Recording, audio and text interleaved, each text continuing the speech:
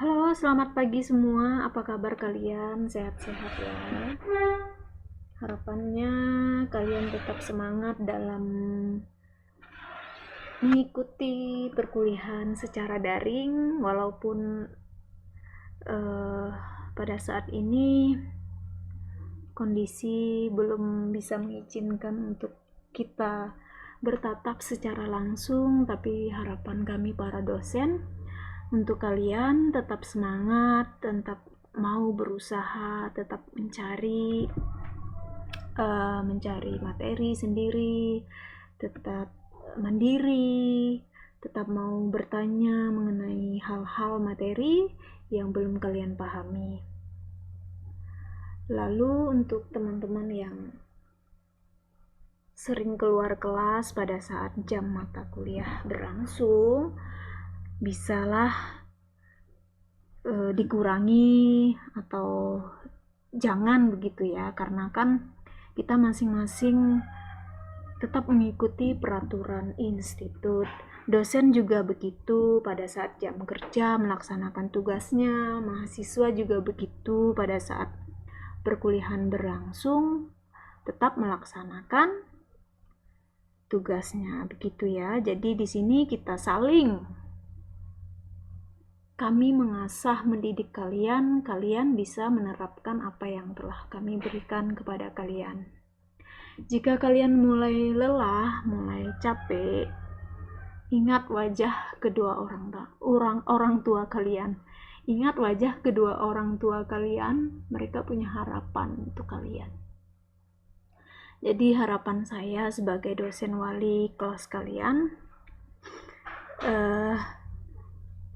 mohonlah untuk bekerja sama kepada teman-teman mahasiswa. Oke, baik, itu tadi sedikit cuap-cuap untuk kalian semua. Kita berdoa bersama-sama agar tahun depan setelah Natal kita bisa bertatap secara langsung. Begitu ya, amin. Kita berdoa bersama-sama. Oke, untuk mata kuliah hari ini adalah pendidikan Pancasila mengenai isi materi dari Undang-Undang Dasar 1945 gitu ya. Jadi materi hari ini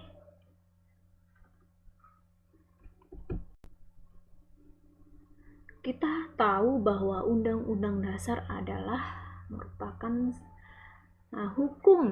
hukum yang tertulis Republik Indonesia, khusus Republik Indonesia, yang sifatnya mengikat seluruh warga negara penduduk Indonesia, juga serta seluruh praktek penyelenggaraan negara sendiri. Jadi sifat dari Undang-Undang Dasar itu mengikat dan disertai dengan praktek, begitu ya.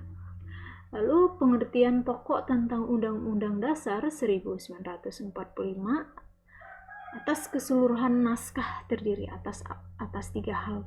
Yang pertama, ada pembukaan Undang-Undang Dasar 1945. Yang kedua, tentang batang tubuh dari Undang-Undang Dasar 1945, terdiri dari 16 bab yang berisi 37 pasal. Lalu isinya ada aturan peralihan dan aturan tambahan, begitu ya, di dalam batang tubuh Undang-Undang Dasar 1945 itu. Kemudian yang ketiga ini penjelasan mengenai Undang-Undang Dasar 1945. Jadi kalian bisa cari sendiri ya, di internet banyak ini mengenai materi ini, maksudnya materi tentang pembukaan batang tubuh, kemudian penjelasan. Ini banyak sekali, kalau kita bahas di sini akan tidak cukup waktunya ya, saya rasa ya. Lalu kemudian kita jelaskan mengenai batang tubuh dari Undang-Undang Dasar 1945 ini, yang tentunya dibagi menjadi 4 submateri. Ada lagi nih, tentang mengenai pengaturan tentang sistem pemerintahan negara. Di dalam poin pertama ini, isi dari batang tubuh Undang-Undang Dasar 1945 ini pada poin 1 akan menjelaskan tentang sistem pemerintahan negara itu seperti apa yang harus diterapkan oleh negara Republik Indonesia. Kemudian yang kedua, ketentuan fungsi dan kedudukan lembaga negara. Di sana dijelaskan semua fungsinya, kedudukannya, lembaga negara itu seperti apa. Yang ketiga, hubungan antara negara dan warga negara. Seperti saya, kalian, kamu, mereka, begitu ya, saling berhubungan, saling bersosialisasi seperti apa. Jadi diatur semua. Lalu yang keempat, ketentuan-ketentuan lain sebagai pelengkap yang belum yang tidak dicantumkan di dalam poin yang 1, 2, dan 3 gitu ya. Baik, nah naskah dari Undang-Undang Dasar 1945 ini resmi telah disahkan pada sidang Panitia Persiapan Kemerdekaan Indonesia pada saat itu, biasa disingkat dengan PPKI, yang berlaku untuk pertama kalinya pada tanggal sebelum negara Indonesia melaksanakan kemerdekaannya, yaitu bukan sebelum dan sesudah negara Indonesia melaksanakan kemerdekaan Indonesianya, itu pada tanggal 18 Agustus 1945 ya, serta telah dimuat dan disiarkan secara langsung pada saat itu secara live di Berita Republik. Ini nama tempat penyiarannya ya. Ini adalah nama penerbit resmi dari pemerintahan Republik Indonesia sendiri, yaitu yang bernama Berita Republik. Kalau sekarang kan udah banyak tuh berita-berita yang tempat berita mengenai apa saja gitu ya, contoh Metro, TV One, itulah ya.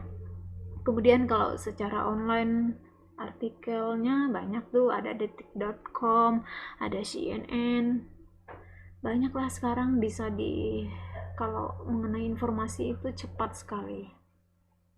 Nah pada saat itu masih hanya satu yang digunakan. Jadi rakyat kita pada saat itu untuk melihat berita, melihat informasi, ini gimana ya kondisi negara pada saat itu, negara kapan ya merdekanya, begitu kan? Mereka pasti melihat di sini. Lalu diterbitkan secara sah pada tanggal 15 Februari 1946, 1 tahun sebelum merdeka. 1 tahun sesudah merdeka, dan mengalami perubahan sejak MPR di nomor 9 MPR tahun 1999. Ini sudah dicantumkan nomornya ya, 9-MPR-1999. Itu isi dari naskah Undang-Undang Dasar 1945. Jadi untuk perkuliahan pendidikan Pancasila ini, pertama apa yang kita dapatkan? Kita dapat sejarah, kemudian Pancasila yang kita pelajari ya. Lalu mengapa Undang-Undang Dasar ini bersifat singkat dan hanya memuat 37 pasal? Kenapa? Di sini mengatakan sifat Undang-Undang Dasar yang singkatnya karena memuat aturan pokok, bersifat dinamik, dapat diubah, dan yang paling penting adalah semangat, gitu ya. Sifatnya dapat diubah, dan paling penting semangat. Semangatnya apa? Semangat para pahlawan kita dalam meraih kemerdekaannya, sehingga kita sebagai anak cucunya saat ini menikmati semua kemerdekaan itu. Apa saja yang kita lakukan, yaitu bisa memerdekakan diri sendiri dan orang di sekitar. ya dengan mensyukuri rahmat Allah seperti menjalankan tugasnya, lalu menjalankan tugas dari pemerintah, lalu apalagi kalau hal kecil ya menjalankan aturan yang berlaku lah begitu ya, saling. Oke, baik, ini saja yang dapat saya sampaikan pada pertemuan kali ini. Minggu depan kalian sudah mempersiapkan diri untuk UTS.